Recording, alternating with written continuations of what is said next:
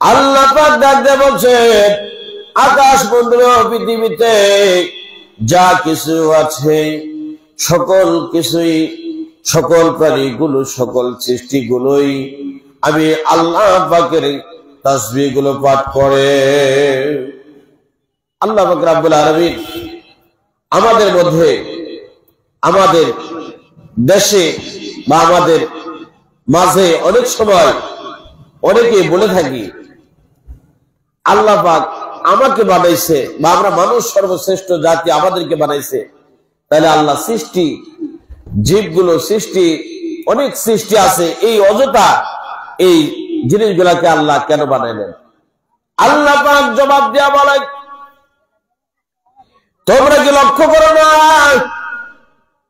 আমি আল্লাহ পাক কোরআন শরীফের মাধ্যমে জানিয়ে দিয়েছি আকাশের নিচে, আসমানের নিচে এবং জমিনের উপরে, এবং শুধু তাই না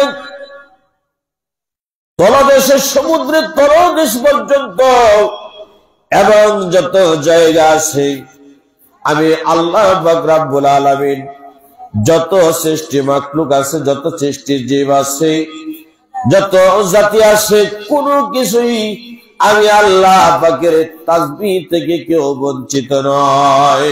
আমি আল্লাহ পাক রব্বুল আলামিন সকল এই আমি আল্লাহ পাকের গুণকীর্তন করে। সুবহানাল্লাহ। আমার মা বোনেরা, অত্যন্ত গুরুত্বপূর্ণ সহকারে বোঝার জন্য চেষ্টা করবেন। রাস্তাঘাটে যারা রয়েছেন আমরা অনেকেই চিন্তা চেতনা করি, আল্লাহ গো অদরদের আল্লাহ, মানুষকে আল্লাহ আপনি শ্রেষ্ঠ বানাইছেন। আমার মা বোনেরা কথা বলবেন না, মনোযোগ দিয়ে ওয়াজগুলো শুনবেন, আলোচনা শুনবেন। আল্লাহর বান্দারা, আমার মা বোনেরা, অনেক সৃষ্টি জীব নিয়ে আমরা চিন্তা চেতনা করি, অনেকে আমরা ধারণা করি আল্লাহ পাক মানুষকে শ্রেষ্ঠ বানাইছে, তার প্রমাণ কোথায়? লক্ষ্য করেন, ইয়া আইয়ুহান নাস, নাস শব্দের অর্থ হলো মানুষ। আমার মা বোনেরা, ও এলাকার যুবক ভাইয়েরা, রাস্তাঘাটে দোকানপাটে যারা মাসলা মাসাইল বলেন, অনেকে চেষ্টারে বসে হাদিস বলেন, কোরআন পড়েন নাই, কোরআন জানেন না, কোরআন দেখেন না, কোরআনের কথাগুলো লক্ষ্য করেন। আমার আল্লাহ পাক মানুষদের সর্বশ্রেষ্ঠ জাতি, তার প্রমাণ দিয়েছেন। কুল আউযু বিরাব্বিন নাস, মালিকিন নাস, ইলাহিন নাস। আমার মা বোনেরা, নাস শব্দের অর্থ হলো মানুষ। এবার আমি আপনাদেরকে বুঝাতে যাইয়া, মানুষগুলা বুঝাতে যাইয়া আমি আরো একটু পিছনে নিয়ে যাই। আমার মা বোনেরা, এলাকার মধ্যে মানুষ বলতে সবাই মানুষ, হিন্দু, বৌদ্ধ, নাসারা, অন্যান্য জাতি আছে, অসংখ্য জাতির মানুষগুলো রয়েছে, বিভিন্ন ধর্ম বিভক্ত নিয়ে মানুষগুলো। আমার আল্লাহ পাক কাউকে অযথা বলেন নাই, তাদেরকে বাদ দিয়া বলেন নাই, তাদেরকে আল্লাহ পাক ডাক দিয়ে বলছেন এরাও আমার সৃষ্টি জীব, সৃষ্টি মাখলুকাত এবং সৃষ্টি জাতির মধ্যে সর্বশ্রেষ্ঠ জাতি হলো মানব জাতি। আমি তাদেরকেও অযথা বানাই নাই। আমার মা বোনেরা, আপনার পার্শ্ববর্তী বাড়ি, আপনি মুসলমান, আপনার পার্শ্ববর্তী বাড়ি হিন্দু অথবা সাঁওতাল বা অন্যান্য ধর্মের মধ্যে তারা রয়েছে, বিভিন্ন জাতে বিভক্ত রয়েছে। আপনি মুসলমান, আমার আল্লাহ পাক ডাক দিয়ে বলছেন বান্দারে, তোমরা যদি মানুষ কে হতে চাও মানুষ, বুঝতে চাও, মানুষকে খেয়াল করো, তাহলে আমি আল্লাহ পাকের সঠিক জ্ঞান গরিমা যদি চিন্তা চেতনা করে একজন মানুষকে খেয়াল করলেই ওই মানুষের মধ্যেই আমি আল্লাহ পাক আমার সবচাইতে বড় দলিল হলো মানুষ। সুবহানাল্লাহ বিহামদিহি। এ মানুষগুলো যদি আল্লাহর শ্রেষ্ঠ জিহ্বা, শ্রেষ্ঠ জাতি হয়, এবার লক্ষ্য করার দরকার। ও আমার অন্যান্য ধর্মীয় ভাইয়েরা রাগ করবেন না, আপনাদেরকে বাদ দিয়ে নয়। আল্লাহ পাক আবার কোরআন শরীফের আয়াত নাজিল হয়ে গেল, আল্লাহ পাক জানিয়ে দিচ্ছেন, ইয়া আইয়ুহাল্লাযীনা আমানুত্তাকুল্লাহ ওয়াকুলু কাওলান সাদীদা يصلح لكم أعمالكم ويغفر لكم ذنوبكم ومن يطع الله ورسوله فقد فاز فوزا عظيما। শুধু মানুষের হবে না, মানুষ সকল, তোমরা কি কোরআন পড়ো না? তোমরা কি কোরআন দেখো না? তোমরা কি কোরআনকে লক্ষ্য করো না? এতক্ষণ পর্যন্ত মানুষকে আমি সর্বশ্রেষ্ঠ জাতি বলেছিলাম, আবার তোমাদেরকে বলছি তোমরা কোরআন পড়ে দেখো। ওই ব্যক্তি মানুষের মধ্যে থেকে সর্বশ্রেষ্ঠ ধর্ম, সর্বশ্রেষ্ঠ সর্বোচ্চ যে ধর্ম আছে ইসলাম, ইসলাম ধর্মের মধ্যে যদি আসতে হয় তাহলে তোমাকে অবশ্যই ইয়া আইয়ুহাল্লাযীনা আমানুত্তাকুল্লাহ, হে মানুষ সকলেরা সবাই, ইয়া আইয়ুহাল্লাযীনা আমানুত্তাকুল্লাহ, হে ঈমানদারগণ, তোমরা তকবুর মানুষের মধ্যে ছিলে, কিন্তু মানুষের মধ্য থেকে এখন বর্তমান তোমাদেরকে বলছি তোমরা আমি আল্লাহকে ভয় করো। পৃথিবীর কাউকে ভয় না করি, একমাত্র ভয় করার কথা আল্লাহকে। যদি আল্লাহকে ভয় করার কথা, তাহলে আমার আপনার চিন্তা করার দরকার, আল্লাহকে ভয় করার কথা বলছে আমার মা বোনেরা। এখন বর্তমান আমাদের ভয় হলো, খেয়াল চিন্তা চেতনা হলো, 1 নাম্বার খাওয়াইকে স্বামী, 2 নাম্বার জমি, এইভাবে অর্থ সম্পদ চাকরি বাকরি যা আছে সকল কিছুর মধ্যে আমরা নিয়ে গেছি। এরা আমাদের খাওয়া নেওয়ালা, পাল নেওয়ালা। আল্লাহ পাক কোরআন শরীফের মাধ্যমে ডাক দিয়ে বলছেন তোমরা সকল কাজের মধ্যে আমি আল্লাহর প্রতি তাওয়াক্কুল করবে। ওয়া মাইয়াতাওয়াক্কাল আলাল্লাহি ফাহুয়া হাসবুহু। আমার মা বোনেরা, পৃথিবীতে বুঝার জন্য বলছি, 1 নাম্বার আমি আপনি এখন আছি, পূর্বে ছিলাম না। আমার আব্বা আম্মার মাধ্যমে আমি এসেছি। আমার আল্লাহ পাক দুনিয়ার যত মানুষ এসেছে, যারা চলে গেছে, যারা কাপড়ের কাপড় পরে বাড়ি নামার কবরস্থানে শুয়ে আছে, আমার মা বোনেরা লক্ষ্য করার দরকার। ওই সাদা কাপড়ের কাপড় পরে যারা দুনিয়ার জগতে যাদেরকে আপনজন ভাবছিলেন, লাল শাড়ি পরিয়া বাপের বাড়ি সারিয়া আপনি এসেছিলেন শ্বশুর বাড়ি, হঠাৎ করে ভাঙিয়া দিল আপনার সকল আশা, ভাঙিয়া নিয়ে গেল কবর বাড়ি। ও আমার মা বোনের লক্ষ্য করার দরকার। চলো না মন শ্বশুর বাড়ি, চলো না মন শ্বশুর বাড়ি, আর কেন রে দেরি,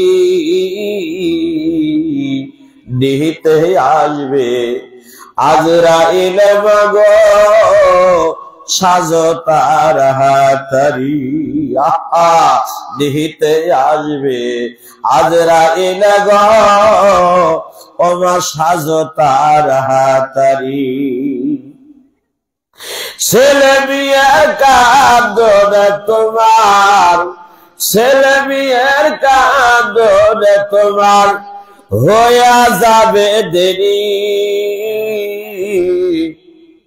নিতে আসবে আজরাইলে মাগো সাজো তাড়াতাড়ি, চলো না মন শ্বশুর বাড়ি আর কেন রে দেরি, নিতে আসবে আজরাইলে মাগো সাজো তাড়াতাড়ি। গরম পানি জাল হইবে, গরম পানি জাল হইবে মাগো একদিন শেষ গোসলের লাগি, তোমার জন্য আমার জন্য একদিন কিনে আনবে সাদা মার্কেট শাড়ি। আমার মা বোনেরা, আল্লাহ পাকের কোরআন শরীফের মাধ্যমে যদি একমাত্র কোন মহিলা কোরআনকে ধরেন, কোরআনকে বুঝেন, কোরআনকে মানেন, আমার মা বোনেরা গো, এই কোরআনের মধ্যে এমন কিছু নাই আল্লাহ পাক দেয় নাই। সমস্ত পৃথিবীর জগতে যত সমস্যার সমাধান দিতে পারে একমাত্র আল্লাহ পাকের কোরআন। আমার মা বোনেরা, আপনাদেরকে দৃষ্টান্তমূলক ভাবে বলছি, বোঝার জন্য বলছি। আমার যুবক ভাইরা, বয়স্ক মুরব্বিয়ানি কিরাম সকলাই বুঝবেন।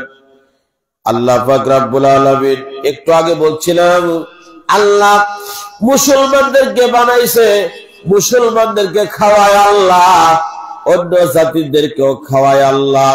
আমার আল্লাহর যদি রাগ না হয়, আমি আপনি অন্য জাতিদের দেখলে ভাই নাক ছিটকাইতে থাকি। এটা না করে এমন একটা আচরণ করব যে আচরণ দেখে আমার আপনার মুসলমানদের আচরণ দেখে অন্য জাতি ভাইরা, অন্য জাতি মা বোনেরা যেন তাদের ধর্ম ত্যাগ করিয়া আপনার আমার আল্লাহ পাকের কোরআনের সঠিক সিদ্ধান্ত নিয়ে আল্লাহর কাছে হাত তুলে এবং দ্বীনের কালেমা পড়ে যেন তারা মুসলমান হয়ে যায়, এমন আচরণ আমরা শিক্ষা গ্রহণ করব। আমার মা বোনেরা, একটু আগে বলছিলাম, আমরা যারা মুসলমান, এই মুসলমানদেরকে খাওয়ায় আল্লাহ। আপনি আমি গরু পালি, আপনার আমার গরুদের দুগ্ধ দেয়, অন্য অন্য জাতিরাও গরু পালে, তাদের গরু দুগ্ধ দেয়। আমি আপনি গাছ লাগাই, এই গাছে ফল দেওয়ার মালিক হল আল্লাহ, ওদের গাছে ফল দেওয়ার মালিক আল্লাহ। আমার আল্লাহ কাউকে এই দুনিয়াতে পাঠাইয়া কাউকে আল্লাহ কষ্ট দেন না, কিন্তু তাদেরকে আল্লাহ পাক সিদ্ধান্ত যা দেওয়ার দরকার কোরআনের মধ্যে দিয়েছে। আমার মা বোনেরা, বুঝার জন্য বললাম, এই কালেমা দিয়েছে। আজকে কালেমা কোথায়, আমি আপনি কোথায়? আমার মা বোনেরা, ছোট্ট একটা উদাহরণ দেওয়া বলছি, খেয়াল করেন। আপনারা জানেন সৃষ্টি মাখলুকের মধ্যে একটা বিচ্ছু বলে একটা সাপ, অপোজিটিভে একটা কালো একটা জন্তু আছে, তার নাম হলো বিচ্ছু। এই বিচ্ছুকে দেখার পরে হযরত মুসা আলাইহিস সালামের জামানায় একজন আল্লাহ জবরদস্ত একজন বুজুর্গ ব্যক্তি, একজন ভালো মানুষ, অত্যন্ত পরহেজগার মানুষ। আমার মা বোনেরা, লোকটা সর্বক্ষণ আমার আল্লাহ নামের তাসবিহ পাঠ করে। হঠাৎ করে আকাশের দিকে তাকায়,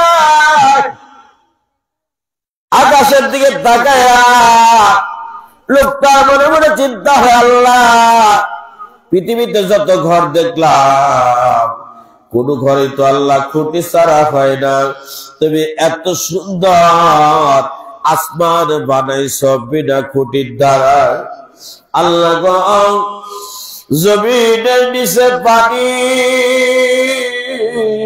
আর পানি, এত পানির উপরে আমরা বাস করতেছি, মাঝখানে মাটি। আল্লাহ এটা তোমার আবার কুদরতি। ও দরদের আল্লাহ, তুমি বলছো মানুষ জাতি সর্বশ্রেষ্ঠ জাতি, এই বিচ্ছু বানা এলাকার বিচ্ছুর আবার কি কাজ? আল্লাহর বান্দা চিন্তা হলো, আবার বলছে এটার সমাধান যদি নিতে হয় একমাত্র পড়া লাগবে আল্লাহর কোরআন। সুবহানাল্লাহ বিহামদি। কোথায় সমাধান পাবেন? কোরআন পড়তে হবে। আমার মা বোনেরা, কোরআন শরীফ পড়তে পড়তে পড়তে পড়তে পড়তে পড়তে এমন একটা জায়গায় গেলেন, যখন সৃষ্টি মাখলুক সম্পর্কে সিদ্ধান্ত নিলেন, ইতিমধ্যে কোরআনের কাছে যাওয়া পড়ে দেখে আল্লাহর বান্দা, আমার আল্লাহ লেখছে পৃথিবীর জগতে যা কিছু আছে সকল কিছু মানুষের মঙ্গলের জন্য বানাইছে। ওগো আল্লাহ, এই বিচ্ছু বানালা কেন? বিচ্ছুর কাজ কি আমি একটু দেখতে চাই। আল্লাহর বান্দা হঠাৎ করে বিচ্ছুটার পিছে পিছে রওনা দেয় আর জিকির করে, লা ইলাহা ইল্লাল্লাহ, লা ইলাহা ইল্লাল্লাহ। হাঁটতেছে, যাচ্ছে, জিকির হচ্ছে, আবার সামনের দিকে আগায়। কিছু দূর যাওয়ার পরে বলে, আল্লাহ আমি যা পারি তোমার বিচ্ছু তা পারে না, আবার তোমার বিচ্ছু যা পারে আমি তা পারি না। আল্লাহ গো, তোমার বিচ্ছু এখন দেখি বালুর কোণার ভিতরে ঢুকে পড়ল। কিছু দূর পরে ওখানে দাঁড়ায় দাঁড়ায়, আল্লাহ আমার বুঝি তোমার কুদরতি দেখা হলো না। কেমন করে দেখবো আল্লাহ? আমার মা বোনেরা, এবার বিচ্ছুটা কিছুক্ষণ পরে দেখে বালুর মধ্যে থেকে ভেসে উঠলেন, আস্তে করে নদীর ধার দিয়া নদীর মাঝখানে নদীর সামনে সামনে হাজির হয়। আল্লাহর বান্দা আবার বিচ্ছুর পিছনে লাগছে। বিচ্ছুরে, আল্লাহ তুমি কেন বানাইলা? বিচ্ছু দিয়ে তোমার কি কাজ হবে আমি দেখতে চাই। এই জন্য আমার মা বোনেরা, এত দেশে বর্তমান দেখেন মানুষ জানতে জানতে জানতে জানতে এত বেশি জানে। বেশি জানার কারণে আজকাল বর্তমান মাকে সন্তান হত্যা করে ফেলছে। বেশি জানার কারণে বাপকে হত্যা করছে। সন্তান গুলো এত জাহিলিয়াতের যুগকে হার মানাইতেছে, আর মুসলমানকে ঘৃণা করছে। একজন আলেম আরেকজন আলেমের সঙ্গে নিন্দা গান্ডা নিয়ে আসছে। একজন আজান দিলে আরেকজন রাগ করে, একজন ওয়াজ করলে আরেকজন মন খারাপ করে। ও আমার মা বোনেরা, আমি ভালো সবাই খারাপ, এই চিন্তা চেতনা নিয়ে আসা আমার আপনার ধর্মের নামে এত হাজার হাজার মসজিদ আছে, মাদ্রাসা আছে, আরে বলা আমার মা বোনেরা, আপনাদের মধ্যেও আমল করতে করতে আগেকার মহিলারা কেমন ভাবে পর্দা নিয়ে চলতো, আর এখন বর্তমানে আপনারা আমরা কেমন পর্দা করি, ঠিক না বেঠে? আমার মা বোনেরা, বোঝার জন্য বলছি, ওই ব্যক্তিটা বিচ্ছুর পিছনে লাগতে লাগতে হঠাৎ করে সামনে হাজির হয়। হাজির হয়ে দেখে বিচ্ছুটা এবার কচুর পানার উপরে আস্তে করে উঠে গেলেন।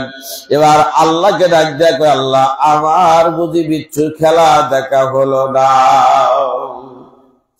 ওগো রহমান, কে বুঝিতে পারে তোমার শান?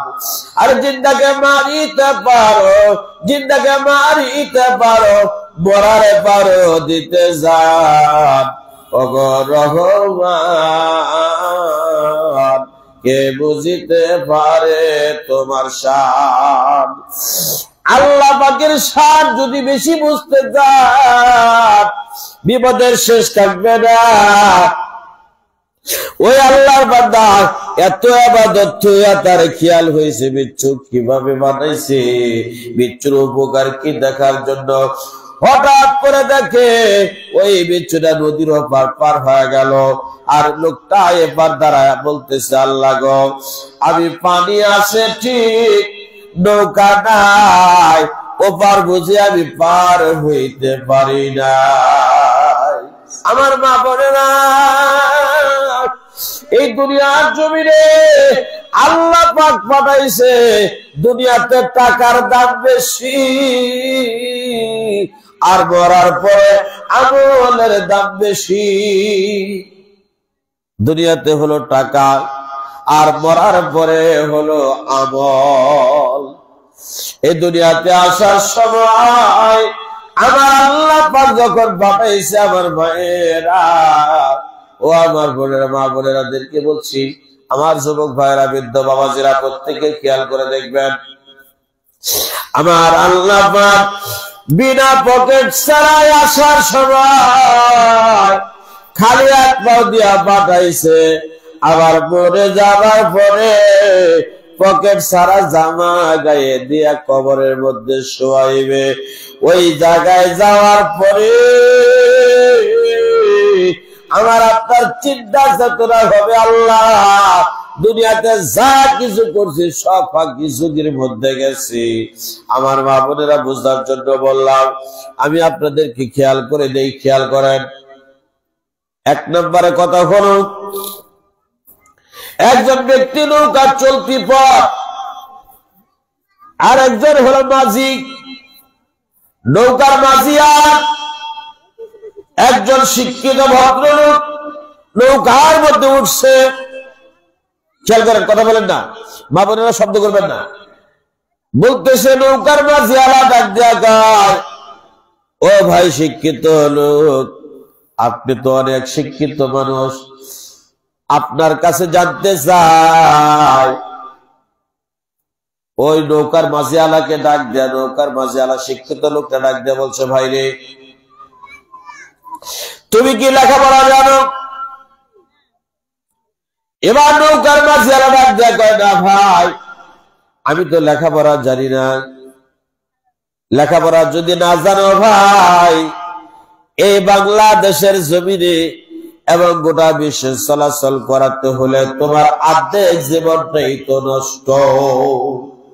তুমি যদি লেখাপড়া না জানো, তাহলে তো তোমার জীবন অর্ধেকটা নষ্ট। এবার নৌকার মাঝি আলাদা দেয়া কয়, ও ভাই শিক্ষিত ভদ্রলোক, আপনি যে সুন্দর কথা বলছেন, এই কথাটা সত্য, লেখাপড়া জানি না, এটার জন্য আমার জীবন যে অর্ধেকটা নষ্ট, এটা সঠিক। কিছুক্ষণ পরে আমার ভ্রমণেরা উত্তর দিক থেকে কালো গগন, অত্যন্ত ঝড় তুফান উঠে আসতেছে। নৌকার মাঝি আলা বইটা সারা বসে থাকতে পারে, নৌকার মাঝি আলা ধরতে পারে। নৌকার মাঝি আলা এবার ডাক দিয়া কয়, ভাই আপনি আর আমি সারা নৌকায় বুঝি আর কেহ নাই, আমি হলো অশিক্ষিত, আমার জীবন তো অর্ধেকটা নষ্ট। কিন্তু আপনার কাছে জানতে চাই, আপনি কি লেখাপড়া জানেন? সব জানেন, কিন্তু নদীর চলতি পথ নৌকা পাড়ি দিতে যায়, এখন সামনে যে ঝড় তোমার আসতেছে, নৌকা হেবুডুবু খাইতেছে, যে কোনো মুহূর্তে নৌকা উল্টা পাল্টা হতে পারে। ও শিক্ষিত ভদ্রলোক ভাই, আপনার কাছে জানতে চাই, আপনি কি ওই যে নদীর চলতি পথে আপনি কি সাঁতার জানেন? এবার শিক্ষিত লোকটা নৌকার মাঝি আলার দিকে তাকায় কয়, বাবুরা খেয়াল করেন, কথা খুব মনোযোগ দিয়ে খেয়াল করবেন। নৌকার মাঝি আলা ডাক দিয়া কয়, ওই শিক্ষিত ভদ্রলোক ডাক দিয়া কয়, ভাই রে, লেখাপড়া করছি, প্রথমে প্রাইমারি স্কুল পাস করছি, তখনও সাঁতার শিখায় নাই। হাই স্কুলে পড়ছি, তখনও সাঁতার শিখি নাই। কলেজে পড়ছি, সাঁতার শিখি নাই। সব শিখছি, সাঁতার শেখা হয় নাই। ও ও ভাই রে ভাই, শিক্ষিত ভাই শুনে দেন, আপনি সাঁতার যদি না জানিয়া থাকে, এই যে কালো এই ঝড়-তুফানের মধ্যে লেখাপড়া জানি না, এই জন্য নৌকার মাঝির অর্ধেক জীবন নষ্ট। আর আজকে আপনি সাঁতার না জানাতে এই নদীর মাঝখানে আইসা আপনার পুরা জীবনটাই তো নষ্ট। মা বোনেরা খেয়াল করছেন যে আসলেই ওই লোকটা সাঁতার শিখে নাই, এই জন্য লেখাপড়া সব জানে, তার কি নাই, সাঁতার জানে নাই, বিপদে পড়ছে। আমার মা বোনেরা, এই জন্য দুনিয়ার জমিনে আল্লাহ পাক পাঠাইছে আল্লাহর ইবাদতের জন্য, কিন্তু আল্লাহর হুকুম বাদ দিয়া আমরা দুনিয়ার মধ্যে সবকিছু মানি, কিন্তু আল্লাহর কোরআনের কথা আমরা মানি না। কোরআন নাই বললে ভুল হবে। এই ধানুরা হাই স্কুল মাঠে যদি এলাকায় এত কোরআন আছে, যদি বলা যায় হাই স্কুল মাঠ ভরে যাবে। বহুত কোরআন শরীফ আপনাদের বাড়ি বাড়ি আছে আমি জানি, কিন্তু কোরআন বাড়ি বাড়ি থাকলে কি হবে? আজকে যদি এলাকায় ঘোষণা দেওয়া হয় কার কার বাড়িতে আজকে সকালবেলা কোরআন তেলাওয়াত হয়েছে, ওই সমস্ত মানুষগুলা এক সাইডে দাঁড়ান, আমার মনে হয় 10টা মহিলাও খুঁজে পাওয়া যাবে না। আমার মা বোনেরা, বুঝার জন্য বলছি। আবার অনেকে একজন আরেকজনকে ঠিসা মারা দিয়া কথা কয়, নামাজ পড়ে যত বেশি বিপদে পড়েও তত বেশি। এরকম কথা আমাদের মাঝে বলে। তুমি নামাজ পড়লে কি হবে? তোমার তো বিপদই শেষ হয় না। আর আমি নামাজ পড়ি না, না পড়লে কি বাবার ইমান ঠিক আছে? আমার তো কোনো কিছু হয় না। আমার মা বোনেরা, ওই নামাজি মা বোনদেরকে বলছি, লক্ষ্য করবেন, আল্লাহ যারে ভালোবাসে, আল্লাহ যারে ভালোবাসে, এক বালা না যাইতে মাগো হাজার বালায় আসে। একটা বালা যাবে না, আরেকটা বালা আসবে। ওই নামাজি ব্যক্তির জন্যই আল্লাহ বালা দেবে। আমার মা বোনেরা, আবার কোরআন শরীফের মধ্যে আসেন, ইন্নাল্লাহা মা'আস সাবিরিন। মক্তবে কোরআন শিক্ষা দেওয়া হয়, ছাত্র ছাত্রীদেরকে কোরআন দেওয়া হয়, ছোট ছোট ছেলেমেয়েরা মক্তবে পড়ে আল্লাহর কোরআন শরীফ পড়তে যায়। আমার মা বোনেরা, একটা হুজুর দেখে বারবার ইন্নাল্লাহা মা'আস সাবিরিন, এটা যখন বলে একবার কোরআনে তাকায়, আবার কোরআনে সুমা খায়। ছাত্র ডাক দেয়া কয়, হুজুরও বুঝলাম না, বহুত আয়াত পড়ছে, কোথাও দেখলাম না কোরআনে সুমা খাইছেন, কিন্তু এখন কেন আপনি কোরআনে এতবার সুমা দিলেন? আল্লাহর বান্দা ডাক দেয়া কয়, বাবারে, ওই বক্তব্যের ছেলে মেয়েরা এখন তোমরা ছোট, এখন বুঝবা না, বুঝবা একদিন। ইন্নাল্লাহা মা'আস সাবিরিন, এটার অর্থ কি? নিশ্চয়ই আল্লাহ ধৈর্যশীলদের মধ্যে আছে। ধৈর্য ধারণ করতে হবে, আর ধৈর্য ধারণ করলে, আর ধৈর্যের মধ্যে অত্যন্ত আল্লাহ পাক ভালো কিছু নিহিত রাখছে। সুবহানাল্লাহ বিহামদিহি। আমার মা বোনেরা, ভালো কাজ করবেন, ধৈর্য ধারণ করতে হবে। আপনারা বলেন তো, একটা গাছ লাগাইছেন, মরিচের গাছ, সাথে সাথে গিয়ে মরিচ ধরবে? সাথে সাথে মরিচ ধরবে না। মরিচ গাছে ফুলও আসবে না, কয়েকটা দিন যাইতে দিতে হবে। এই মরিচের গাছ বড় হবে, এই মরিচের গাছে ফুল হবে, এই মরিচের গাছ ছোট্টটি মরিচ দেখা দিবে। কিছুদিন পরে মরিচটা বড় হবে, কিছুদিন পরে মরিচ আবার লাল হবে। এই মরিচ আবার আপনার সুন্দর করবেন। আবার মরিচের কাছ থেকে ওয়াজ একটু নিয়ে যাই। আমার মা বোনেরা, আমরা বর্তমানে প্রশংসা করবো হলো আল্লাহ, এখন প্রশংসা করছে হলো শয়তানের। কেমন করে শয়তানের প্রশংসা? এক নাম্বার, বর্তমান যদি কোন মেয়ে দেশাল দেখতে যায়, মেয়েটা গরিব কিন্তু কোরআন পড়া জানে, এটার প্রতি লক্ষ্য নাই। কোরআন পড়া জানে ভালো কথা, গরিব এটা মেনে নিলাম, বাংলা লেখাপড়া কত দূর আছে এটা জানতে চাই, লেখাপড়া ভালো আছে সব ঠিক আছে। এখন বর্তমান এই মেয়ে চাওয়ালের প্রতি তেমন খেয়াল নাই। আরেকটা মেয়ে চাওয়াল আছে, আমার মা বোনেরা ঠোঁটে অত্যন্ত লুপস্টিক এবং আপুরু দিয়ে থাকে। এই লুপস্টিক আর আপুরু দেওয়া মেয়েটা সাইজে গুজে আছে, এটা গরিবের মেয়ে, ওইটা একটু এরকম সাজে গুজে যখন থাকে, ওই মেয়ে চাল টেটন আছে, ওই মেয়ের মা বাপ ডাক দেয়া কয় আমার বেটি সর্বদিক দিয়া ভালো আছে, মোবাইলের কোন ফাংশন আমি বুঝি না, আমার বিয়ে সব বুঝে। অর্থাৎ এই বিয়ে ভালো না, ওইটাই ভালো যেটা মোবাইলের ফাংশন সব বুঝে। বর্তমান প্রত্যেকের বাড়ি বাড়ি মোবাইল আছে, মেয়ে সালের হাতে একটা করে মোবাইল দিবেন, দিলেই দেখবেন সব চালাক হয়ে যাবে, শিক্ষিত হয়ে যাবে। মোবাইল দিয়ে এখন লেখাপড়া চলতেছে। আমার মা বোনেরা, শয়তানের প্রশংসা কেন বললাম? এক নম্বরে মরিচের গাছ, মরিচের বিচুন যখন যে জায়গায় মরিচের গাছ লাগাবে, আগে দেখছি মাটিটারে নরম করতো, মাটি নরম করে সুন্দর করে পানি দিয়ে ওই মাটি সমান করে তারপরে মরিচের চারা দিত। ওই জায়গা যখন এত সুন্দর করে দেওয়া হয়, মরিচের বীজ একটা আরেকটারে কয় আমার গৃহস্থ কতই না ভালো, আমার দেখো গোসল করাইতেছে।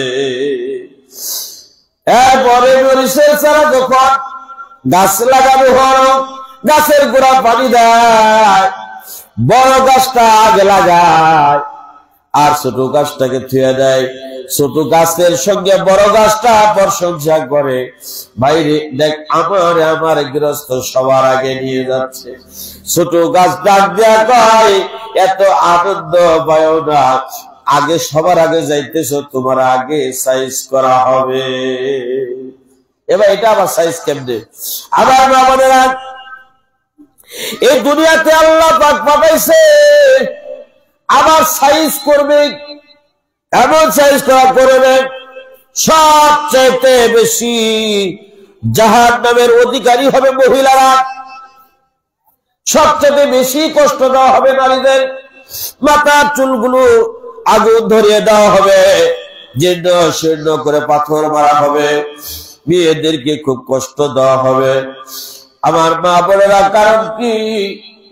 আবার আল্লাহ পাক বলতেছে ওই মহিলারা জান্নাতের মধ্যে বেশি সর্দার হবে। সুবহানাল্লাহ। আল্লাহ পাক বলতেছে মহিলারাই জাহান্নামী হবে, আবার মহিলারাই জান্নাতি হবে।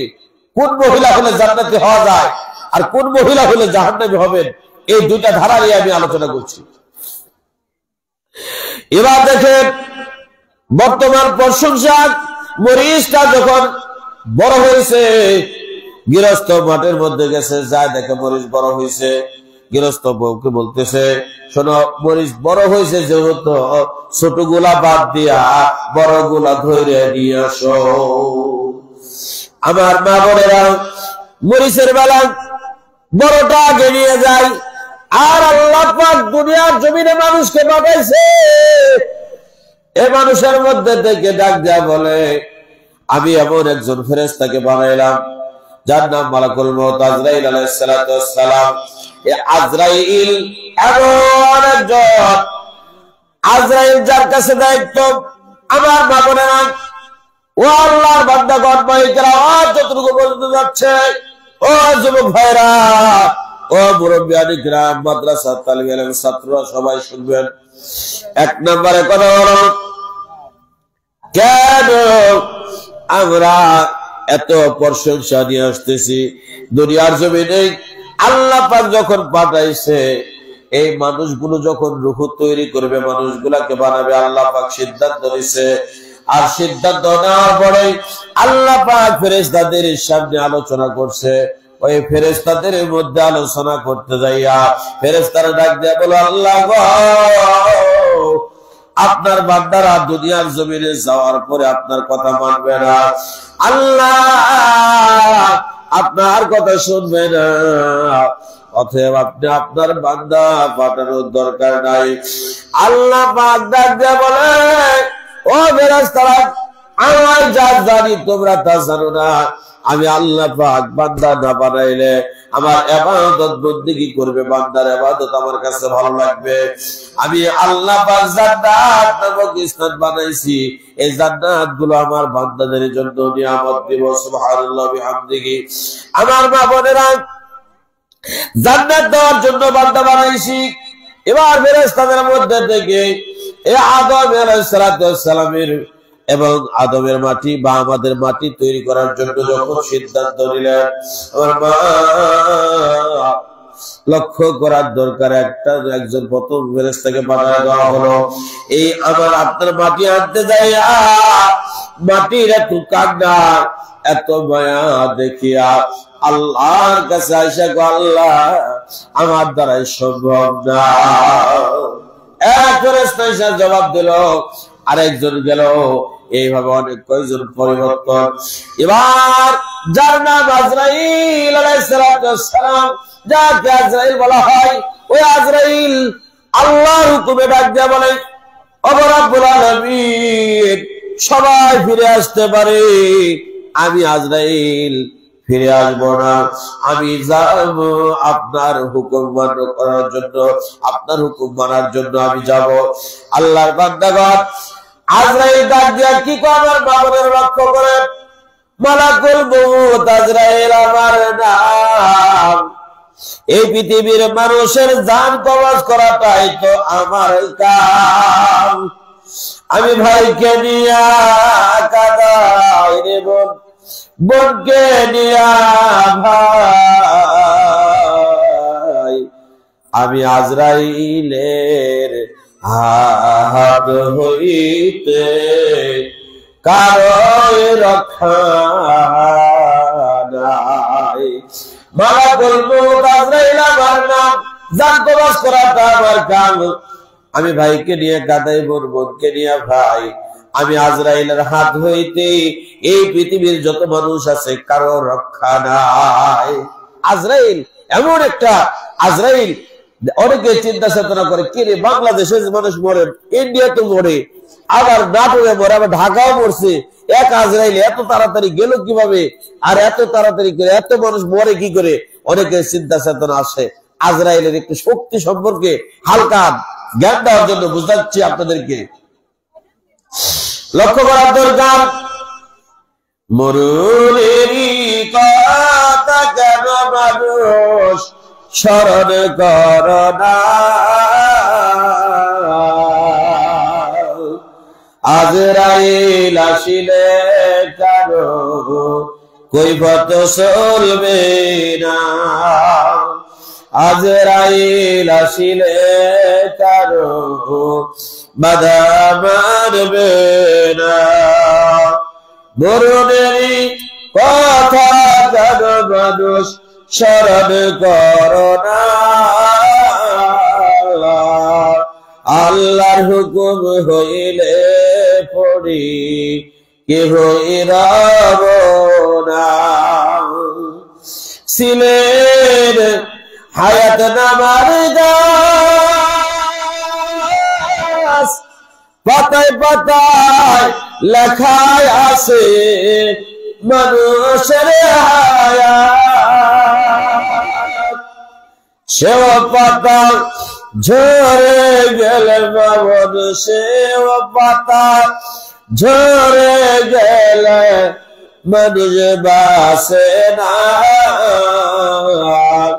আল্লাহর হুকুম হইলে পড়ে কেহ রব না।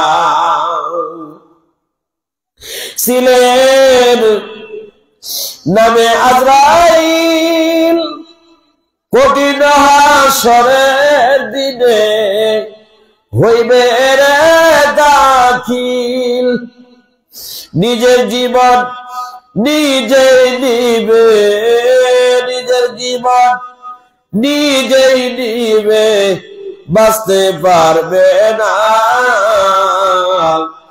আল্লাহর হুকুম হইলে পরে কেহ রব না। আমার মা বোনেরা, এই আজরাইল আল্লাহর হুকুমে সবকিছু করে। আমরা অনেক সময় বলে থাকি এই আজরাইল একটা কাজ করলো, এর বিয়ের আর 3 দিন পরে বিয়ে, এই বিয়ার আগে আগে নিয়ে গেল। আমার মা বোনেরা, আজরাইল 1 সেকেন্ড আগেও না, 1 সেকেন্ড পরেও না, 1 সেকেন্ড আগেও আপনার আমার জান কবজ করবে না, আবার সময় হলে 1 সেকেন্ড দেরিও করবে না। এবার আমার মা বোনেরা, আজ যে কথা বলতেছিলাম, আমরা যারা এখন বর্তমান দুনিয়াতে বেঁচে আছি, আমরা বর্তমান চিন্তা চেতনা করি, যা কিছু আছে সব কিছুর মালিক হলো অর্থ সম্পদ। গরিব হলে খাওয়াবে কে? আমার মা বোনেরা, ইমানের হালতটা কি জিনিস, ইমানের বস্তু কি জিনিস? আমার আপনার দরদের নবীর বিয়ে, মা ফাতেমা, আরে উনি কি চাইছেন? আব্বা জানের কাছে নয়, স্বামীর কাছে কোনোদিন কিছু চান নাই। আমার আপনার দরদের নবীজির বিয়ে মা ফাতেমা রক্ষা করার দরকার।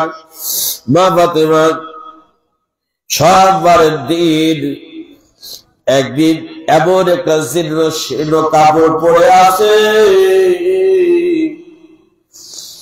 আমি আপনাদেরকে বলছি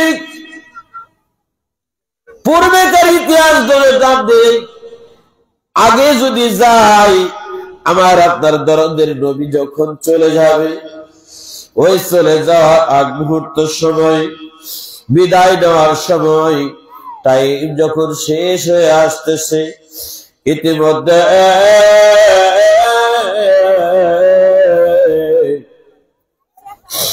আমার নবীজি ডাক দিয়া দিয়া বলে, মা ফাতেমা আব্বাকে বেশি ভালোবাসতেন, অত্যন্ত বেশি মহব্বত করতেন। ওই ফাতেমার কথা কেন বললাম? মা ফাতেমার কথা কেন বলতেছি? আমার মা বোনেরা, ইসলাম কি জিনিস বুঝাতে যাইয়া বললাম, মদিনার দিন ইসলাম মদিনাতে শোনা যায়। আরে নবী যখন ইসলাম আনলো, কাফেরেরা পাথর মারলো। ইসলাম আবার কিসের ধর্ম? মদিনাতে শোনা যায়। মা ফাতেমা কেঁদে কেঁদে বলে, শোনো বলি আব্বা জান রে, আমার দরদের নবীজি ডাক দিয়া বলে, মা ফাতেমা বাড়ির সামনে যাইয়া যে নবীকে আল্লাহ পাক যা চাইতেন তাই দিতেন, নবীকে বেশি ভালোবাসতেন। নবীজি আমার কষ্টে আছে, 3 দিনের উপবাসী হইয়া নবীজি মা ফাতেমার বাড়ির সামনে যাইয়া, নবী আমার মা ফাতেমার বাড়ির সামনে যাইয়া কাঁদা, মারে আমি 3 দিন ধরে উপবাসে আছি, তোমার কাছে কি গরুখানা আছে নাকি? মা ফাতেমা কেঁদে কেঁদে বলে, শোনো বলি আব্বা জানি, আব্বা গো আপনি 3 দিনের উপবাস, আর আমি মা ফাতেমা 7 দিনকার উপবাস। আমার মা বোনেরা, তারপরে বলে না আমি আলীর ভাত খাবো না। নবীজির জামা আলী রাদিয়াল্লাহু তাআলা আনহুর ভাত খাবো না, স্বামী সংসার ত্যাগ করে চলে যাব। আমার মা বোনেরা, লক্ষ্য করার দরকার, বর্তমান সমাজে স্বামী 4 বছর 5 বছর 14 বছর 15 বছর স্ত্রীকে সংসার করতে যাইয়া অনেকদিন ভালো খাওয়াইছে, 2-4 দিনের মধ্যে হলে এই কোর্টের মধ্যে যাইয়া নারী নির্যাতন মামলা দেয়, আর ওই স্বামীর জেলখানায় ভরিয়া দেয়। স্বামী স্ত্রীর দিকে তাকা খানদার বলে, বিবি রে, এতদিন তো ভালোই ছিলাম, মানুষের ইনকাম করতে হতে পারে। ও আমার মা বোনেরা, ওই মা ফাতেমার সঙ্গে জান্নাতে যারা যাইবা, ওই কোরআনের আয়াত লক্ষ্য করো, ইন্নাল্লাহা মা'আস সাবিরিন। যারা স্বামীর সংসারে ধৈর্য ধারণ করে, ওই সমস্ত মহিলারা ওই মা ফাতেমার সঙ্গে জান্নাতে যাইতে পারবা। আমার মা বোনেরা, লক্ষ্য করার দরকার, যেই জন্য বললাম, মা ফাতেমা 7 দিন হয়ে গেছে উপবাসে আছে, তারপরেও সে বলে নাই যে আমি আমার স্বামীর জন্য স্বামী আমাকে দিতে পারে নাই, আব্বার কাছে বিচার দেয় নাই। ও আমার মা বোনেরা, আপনাদেরকে দৃষ্টান্তমূলক ভাবে বলছি, লক্ষ্য করার দরকার। আলী রাদিয়াল্লাহু তাআলা হঠাৎ করে একদিন আলোচনা করতে হঠাৎ করে স্ত্রীর সঙ্গে তার স্বামী স্ত্রীর কথোপকথন চলছে, আলোচনা করতে হঠাৎ করে স্ত্রীর কাছে বলছে, তুমি আমার কাছে জীবনে কিছু চাইলে না, তোমার কি কিছু চাই না? মনে চায় না। বলতেছে, আমি অনেকের অনেক কিছু খাই, ওইটা আমার চিন্তা না, আমার চিন্তা আমার আব্বার উম্মতের চিন্তা। আমার আব্বা বলছে, বেশি খায়ও না, বেশি চাকচিক্য অবস্থায় থাকিও না, বেশি হাসি ঠাট্টা করিও না, কানলে আল্লাহ খুশি হয়, মন খারাপে আল্লাহ খুশি হয়। আমার মা বোনেরা, জোরে জোরে যারা হাসে তাদেরকে বলছি, মা ফাতেমার সঙ্গে জান্নাতে যাইতে চাইলে মা ফাতেমার আমল আমার আপনার মধ্যে নিয়ে আসতে হবে। এবার চিন্তা করার দরকার। আলী রাদিয়াল্লাহু তাআলা ইচ্ছাকৃতভাবে বলছে, আমি অসুস্থ। এবার আমি মা ফাতেমা ডাক দেয়া বলছে, ঠিক আছে, আপনি যেহেতু চাচ্ছেন, একটা অন্য কিছু চাই না, বাজারে যাবেন, জানা আপত্তি নাই, তবে আসার সময় আমার জন্য যদি পারেন আঙ্গুর ফল নিয়ে আসবে। বাজারে যাচ্ছেন, যান, আপত্তি নাই, একটা আঙ্গুর ফল আনেন। উল্লেখ করে নাই, আঙ্গুর ফল নিয়ে আসেন। এবার আলী রাদিয়াল্লাহু তাআলা বাজারে যাওয়ার পরে বহুত কেনাকাটা সব হয়ে গেছে। আমার মা বোনেরা, শেষ প্রান্তে এবার দুটা আঙ্গুর ফল দিছে, একটা আলীর জন্য আর একটা মা ফাতেমার জন্য। দুইজন দুইটা নিয়ত করে রাস্তা দিয়ে হাঁটতে আসতেছে। ইতিমধ্যে ভাই ও আমার মা বোনেরা, ক্ষুধার্ত একজন ব্যক্তি আসিয়া নবীর সাহাবীর সামনে কান্দার বলে, রাস্তার প্রতি, ভাই কেউ কি আছো, তোমার কাছে কিছু খানা চাই, যদি কিছু থাকে আমাকে দেওয়া যাবে, আমি ক্ষুধার্ত। এবার একবার বলতেছে, আমার নবীজির শিক্ষা, হাত যিনি পাতেইনি হয় ছোট, আর যিনি দান করে তার হাতটা হয় বড়। আমার নবীজি তো বলছে, যিনি হাত পাচ্ছে এমন লোক নাই, কারো কাছে কিছু নাই, আমার কাছে দুইটা আঙ্গুর ফল আছে। এই দুইটা আঙ্গুর ফল যেহেতু আছে, এই দুইটা আঙ্গুর ফল আমি রাস্তা দিয়ে নিয়ে যাই। লোকটা ক্ষুধার কথা বলছে, অতএব আমি আঙ্গুর ফল আমি খাবো না, আমি বাড়িতেও দেব না, আমি আঙ্গুর ফল দুইটাই আমি ওই ক্ষুধার্ত ব্যক্তিরে দিয়ে দিব। সুবহানাল্লাহ। এবার ক্ষুধার্ত ব্যক্তিকে দুইটা আঙ্গুর ফল দিয়ে দিলাম। আমার বাবারা, এই দুইটা আঙ্গুর ফল দেওয়ার পরে কারে দিলেন? কোন ফকিরে ভিক্ষা চাইল? ওই ফকির তো ছিলাম না। আমার মা বোনেরা, আরে নবী রাখালের বেশে বিবি খাদিজা দেশে বকরি রাইতের জগড়ায়। আরে নবীর এই সমস্ত মুজিজা দেখা বিবি খাদিজা অর্থ সম্পদ করিলেন অর্পণ গো নবীজি কোন শাহাদতে পাইল খাদিজা। আরে ভাগ্যবতী মহিলা তার নামটি হইল খাদিজা অর্থ সম্পদ করিলেন অর্পণ গো নবীজি কোন শাহাদতে পাইল খাদিজা। আমার মা বোনেরা, ইসলাম বড় কঠিন জিনিস, ইসলাম বড় আদর্শ জিনিস। এবার মা ফাতেমা ওই দুইটা আঙ্গুর ফল নিয়ে আলী রাস্তার এমন একজন ক্ষুধার্ত ব্যক্তিরে দিয়ে দিলেন। ওই ব্যক্তিকে দেওয়ার পরে আল্লাহরে ডাক দেখ, আল্লাহ আমার নবী যেমন আদর্শ নবীর সাথে যারা থাকে তাদের আদর্শ আরো কত সুন্দর হয়ে গেল। ওই দুইটা আঙ্গুর ফল আছে, দুইটা আঙ্গুর ফল আল্লাহ দিয়া দিছে। আল্লাহ গো তোমার পক্ষ থেকে নগদ আলীর জন্য কোন উপহার পাওয়া দিবা না। আমার আল্লাহ বলে আমি কুরআনের মধ্যে ঘোষণা করছি দিনের রাস্তায় যারা 1 টাকা দান করে, 1 টাকা দান করলে আমি আল্লাহ 5-10 টাকার নেকি দেই। 1 দিলে 10 পাওয়া যায়, 2 দিলে 20 পাওয়া যায়। ও আমার মা বোনেরা লক্ষ্য করার দরকার, আলী রাদিয়াল্লাহু তাআলা আনহু এই দুইটা আঙ্গুর ফলের জন্য রাস্তাঘাটে যখন দিয়ে দিলেন। পদবক্তা আসতেছে,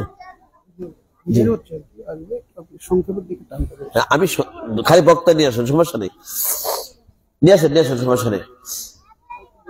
আমার মা বোনেরা ও এলাকার অবলা সরলা সুজলা কুজলা কলিয়ান মলিয়ান পর্যায়ে মা বোনেরা যারা এখনো আসেন নাই, প্যান্ডেল এখনো যারা যে সেদিকে ফাঁকা আছে ফাঁকা জায়গাগুলো পূরণ করুন।